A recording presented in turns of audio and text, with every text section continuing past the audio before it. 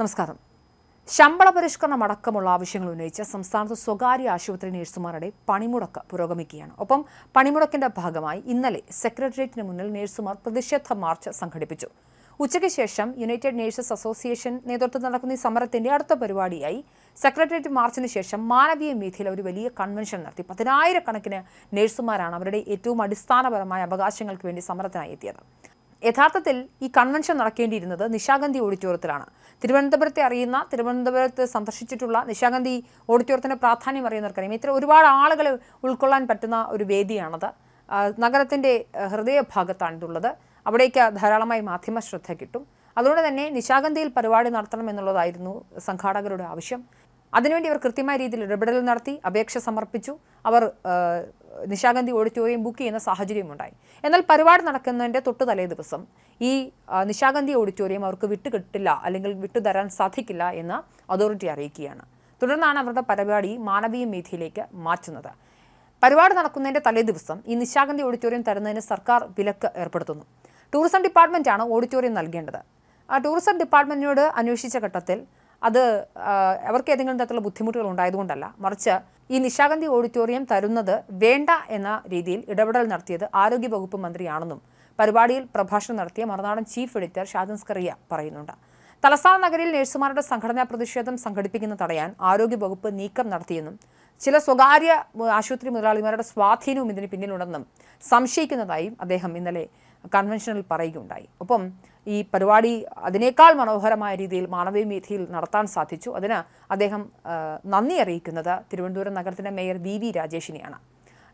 അദ്ദേഹം ഇങ്ങനൊരു പ്രതിസന്ധി ഘട്ടത്തിലേക്ക് ആളുകൾ വരുന്നു. ഒരുപാട് നഴ്സുമാരുണ്ട്, 10,000 ആളുകളുണ്ട്. അവർ എന്ത് ചെയ്യും എന്ന് ചോദിച്ചപ്പോൾ പലയധികം പ്രശ്നങ്ങളുണ്ടായ സമയത്ത് വി രാജേഷ് ഇടപെട്ട് പറഞ്ഞു, നിങ്ങൾ ധൈര്യമായി മാനവീയ വീഥിയിലേക്ക് പോയിക്കോളൂ എന്ന് പറഞ്ഞുവെന്നും ഷാദിൻ സ്കറിയ ഇന്നലെ വെളിപ്പെടുത്തൽ നടത്തുകയുണ്ടായി. തിരുവനന്തപുരം നഗരസഭ BJP അധികാരം പിടിച്ചിട്ട് വളരെ കുറച്ച് നാളുകളെ ആയിട്ടുള്ളൂ. എന്നാൽ വി രാജേഷിൻ്റെ നേതൃത്വത്തിൽ വളരെ മികച്ച രീതിയിലുള്ള ഭരണമാണ് തിരുവനന്തപുരം നഗരത്തിൽ നടക്കുന്നത്. കഴിഞ്ഞ ദിവസം ആറ്റുകാൽ പൊങ്കാലയുണ്ടായിരുന്നു. ആറ്റുകാൽ പൊങ്കാല അതിൽ പങ്കെടുത്ത ആളുകൾക്കെല്ലാം തന്നെ പൂർണ്ണമായ തൃപ്തിയോടുകൂടി മടങ്ങുന്ന സാഹചര്യമുണ്ടായി. മണിക്കൂറുകൾക്കുള്ളിൽ നഗരം വൃത്തിയാക്കുന്ന സാഹചര്യമുണ്ടായി. കുടിവെള്ള പ്രശ്നമൊക്കെ ആദ്യം പറയുകയും ഒക്കെ ചെയ്തെങ്കിൽ പോലും പിന്നീട് അതൊക്കെ നഗരസഭ ഇടപെട്ട് പരിഹരിക്കുന്ന രീതികളൊക്കെ ഉണ്ടായി. തെരുവുനായ ശല്യം വലിയൊരു പ്രതിസന്ധി ഉണ്ടായിരുന്നു. അതിന് കൃത്യമായ ശാസ്ത്രീയമായ ഇടപെടലുകൾ നടത്തി. ഈ ആറ്റുകാൽ പൊങ്കാലയുടെ സമയത്ത് അനധികൃതമായ പാർക്കിങ്ങിൻ്റെ പ്രശ്നങ്ങളുണ്ടായിരുന്നു. അത് മേയർ തന്നെ നേരിട്ട് ചെന്ന് ഇടപെടലുകൾ നടത്തി അത് പൊതുസമൂഹത്തിന് മുന്നിൽ തുറന്നു കാണിക്കുകയും അദ്ദേഹം ഈ അനധികൃത പാർക്കിംഗ് നടത്തുന്ന ആളുകൾക്കെതിരെ നിയമപരമായ നടപടികൾ സ്വീകരിക്കുകയും ചെയ്യുന്ന കാര്യമുണ്ട്. ചുരുക്കത്തിൽ വി രാജേഷിൻ്റെ നേതൃത്വത്തിൽ തിരുവനന്തപുരത്തെ BJP നഗരസഭ വലിയ രീതിയിൽ വളരെ മികച്ച രീതിയിലാണ് പോകുന്നത്. അതിൻ്റെ ഏറ്റവും ഒടുവിലത്തെ ഉദാഹരണമായാണ് ഇന്നലെ മാനവീയ വീഥിയിൽ മറുനാടൻ എഡിറ്റർ ഷാദിൻ സ്കറിയ നടത്തിയ പ്രസംഗം. അതിൽ അദ്ദേഹം വളരെ വ്യക്തമായി വി രാജേഷിൻ്റെ ഇടപെടലിനെ കുറിച്ച് പറയുന്നുണ്ട്. ദൈവത്താൽ നിയോഗിക്കപ്പെട്ട മേയർ എന്ന രീതിയിലാണ് അദ്ദേഹം സംസാരിക്കുന്നത്. അദ്ദേഹത്തിന്റെ പ്രസംഗത്തിന്റെ പ്രസക്ത ഭാഗങ്ങളിലേക്ക് നമ്മൾ പറഞ്ഞു, സമരം സെക്രട്ടേറിയറ്റ് മാർച്ച് കഴിഞ്ഞു, നമുക്ക് കൺവെൻഷൻ നടത്താം. എവിടെ? നിശാഗന്ധി ഓഡിറ്റോറിയത്തിൽ നടത്താം. ജാസ്മിൻ ഇവിടുത്തെ ഒരു പയ്യൻ, അവന്റെ പേര് ഞാൻ മറന്നുപോയി, ബഹുമെടുക്കൻ, അവന്റെ പേരെന്ന തിരുവനന്തപുരത്തെ പയ്യന്റെ പേര് അച്ചു. ആ പയ്യനാണ് കേട്ടോ. അവനെ ഏറ്റവും അധികം നമ്മൾ ആദരിക്കേണ്ടത് അവനെയാണ്. അവനാണ് ഓടി നടന്ന് എല്ലാം ചെയ്ത്. ഈ പയ്യൻ പോയി ബുക്ക് ചെയ്തു. പക്ഷെ മിനിഞ്ഞാന്ന് രാത്രി ഞാനപ്പോ എല്ലാവരെയും വിളിച്ചു, നേതാക്കന്മാരെയൊക്കെ വിളിച്ചു. മിനിഞ്ഞാന്ന് രാത്രി ജാസ്മിൻ എന്നെ വിളിച്ചിട്ട് പറയുന്നു, നിശാഗന്ധി ഓഡിറ്റോറിയം റദ്ദായി. കാരണം ഞാൻ അന്വേഷിച്ചു, നമുക്ക് അത്യാവശ്യം ബന്ധമുണ്ടല്ലോ. ടൂറിസം വകുപ്പിന്റെ കീഴിലാണ്. ടൂറിസം മന്ത്രിയായ റിയാസിന് ഒരു പരാതിയുമില്ല. ഞാൻ അന്വേഷിച്ചു. പക്ഷെ പരാതി ആർക്കാന്നറിയാമോ? ആരോഗ്യമന്ത്രിക്ക്.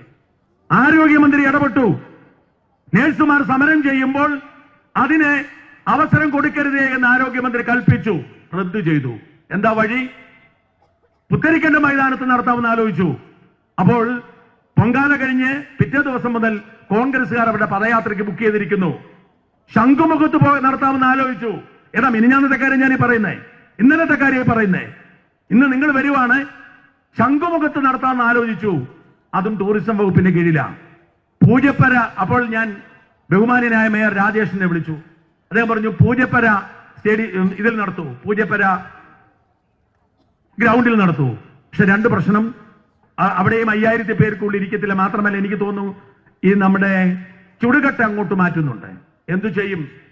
അപ്പൊ ഒടുവിൽ ജാസ്മിൻ പറഞ്ഞു, നമുക്കൊരു കൺവെൻഷൻ സെന്റർ, ഉദയ കൺവെൻഷൻ സെന്റർ അവിടെ നടത്താം.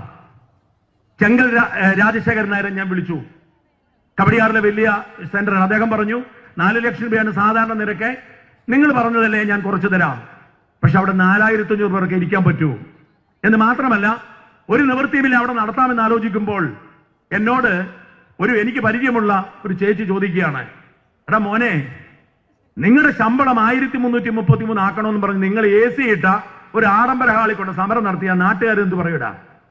അതും ശരിയാണല്ലോ, എന്താ നിവൃത്തി? ഒരു നിവൃത്തിയുമില്ല. ഞാൻ VV രാജേഷിനെ വിളിക്കുന്നു, നമ്മുടെ നഗരത്തിന്റെ മേയർ. ഒരു കാര്യം ആലോചിക്കുക, ഈ മേയർ എന്ന നിലയിൽ VV രാജേഷ് ചുമതലയേറ്റതിന് ശേഷം അദ്ദേഹത്തിന്റെ ഏറ്റവും തിരക്കുള്ള ദിവസം ഇന്നലെയാ, പൊങ്കാല. അതിനൊരു കാരണമുണ്ട്. പൊങ്കാലയ്ക്ക് എന്തെങ്കിലും കുഴപ്പം വരണമെന്ന് ആഗ്രഹിച്ച കുറെ ആൾക്കാർ ഇവിടെ ഉണ്ട്. രാജേഷ് ഒന്നും പറയത്തില്ല, ആരെയും കുറ്റപ്പെടുത്തത്തില്ല. രാജേഷിനുള്ള എന്റെ ഏറ്റവും വലിയ ബഹുമാനം അതാ, ആരെയും കുറ്റപ്പെടുത്തത്തില്ല. പക്ഷേ എല്ലാം കുഴപ്പമാണ് എന്ന് വരുത്തി തീർക്കാൻ ചിലർ ശ്രമിക്കുന്നു. പക്ഷെ അങ്ങനെ ഒഴിവാക്കാൻ മേയർ രാജേഷും എല്ലാ സംവിധാനങ്ങളും ഉപയോഗിക്കുന്നു. 24 മണിക്കൂറും അതിന്റെ പിന്നാലെയാണ്. കുടിവെള്ളം മുടക്കി, ചിലർ വാൽവ് അടച്ചു വെച്ച് കുടിവെള്ളം മുടക്കി. ശുചീകരണത്തിൽ പ്രതിസന്ധി, എല്ലാത്തിനും അതിജീവിക്കുന്നു. രാജേഷ് മേയറും നഗരസഭാ സെക്രട്ടറിയും അടക്കം കുറച്ചുപേർ വാഹനങ്ങളിൽ ചുറ്റി നടന്ന് എല്ലാത്തിന്റെയും പിറകെ നടക്കുന്നതിനിടയിൽ ഞാൻ 15 തവണയാണ് ഇന്നലെ വിളിച്ചത്. 15 തവണ. ഓരോ ഐഡിയ എനിക്ക് തരും. ഞാൻ പറഞ്ഞു, മേയറെ, രാജേഷ് എന്ത് ചെയ്യും, എന്തെങ്കിലും പരിഹാരം ഉണ്ടാക്കാം. ഒടുവിൽ എന്നോട് പറഞ്ഞു, ഒരു കാര്യം ചെയ്യൂ, മാനവീയം വീഥിയിലേക്ക് പൊക്കോളൂ. ഞാൻ അത്ഭുതപ്പെട്ടു പോയ, അത് കോർപ്പറേഷന്റെ കീഴിലാന്ന് എനിക്കറിയില്ല. ഞാൻ ഓർത്ത് MA ബേബിയുടെ വകയാണെന്ന് കരുതിയിരുന്നത്. അപ്പൊ കോർപ്പറേഷന്റെ കീഴിലാണ്, ധൈര്യമായി പൊക്കോളൂ. ഒരുപാട് പരിമിതികളുണ്ട്, ഒന്നിനെ കുറിച്ചും പറയുകയണ്ട, നിങ്ങൾ പൊയ്ക്കോളൂ. നാളെ രാവിലെ കോർപ്പറേഷൻ വന്നിട്ട് അപേക്ഷ തന്നാൽ മതി, ധൈര്യമായി പൊയ്ക്കോളൂ. പന്തല് കെട്ടാനും മൈക്കിനും വരെയുള്ള ആളെ പറഞ്ഞു. ഇന്നലെ ഈ രാജേഷ് എന്ന മേയർ ഇത് ഈ തിരക്കിനിടയിൽ പറഞ്ഞ് തന്നില്ലായിരുന്നെങ്കിൽ നമ്മൾ എന്ത് ചെയ്യുമായിരുന്നു? അതുകൊണ്ട് പ്രിയപ്പെട്ടവരെ, ഒരു കൈയടി നമ്മുടെ രാജേഷ്, നമ്മുടെ മേയർക്ക് കൊടുക്കണം. ഞാൻ എല്ലാവർക്കും നന്ദി പറയുമ്പോഴും ഇവിടെ ഈ മഹത്തായ മാനവവീഥിയിൽ ആയിരക്കണക്കിന് പേർക്ക് ഇങ്ങനെ ഇരിക്കാൻ കഴിയണമെങ്കിൽ ഈ മേയർ വിചാരിച്ചതുകൊണ്ട് മാത്രം. അല്ലെങ്കിൽ സെക്രട്ടേറിയറ്റിലെ പൊരിവെയിലത്ത് നമ്മൾ ഇരിക്കും. അതുകൊണ്ടാണ് ഞാൻ പറഞ്ഞേ, ഇതൊക്കെ സത്യത്തിന്റെ വിജയമാണെന്ന് വിശ്വസിക്കുന്ന ആളാണ് ഞാൻ. VV രാജേഷ് എന്ന മേയർ ദൈവം അയച്ചതാണ് ഈ ഒരു കാര്യത്തിന് വേണ്ടി. നമ്മൾ സത്യത്തിന് വേണ്ടി ഇറങ്ങിയാൽ എന്റെ അനുഭവം അങ്ങനെയാണ്.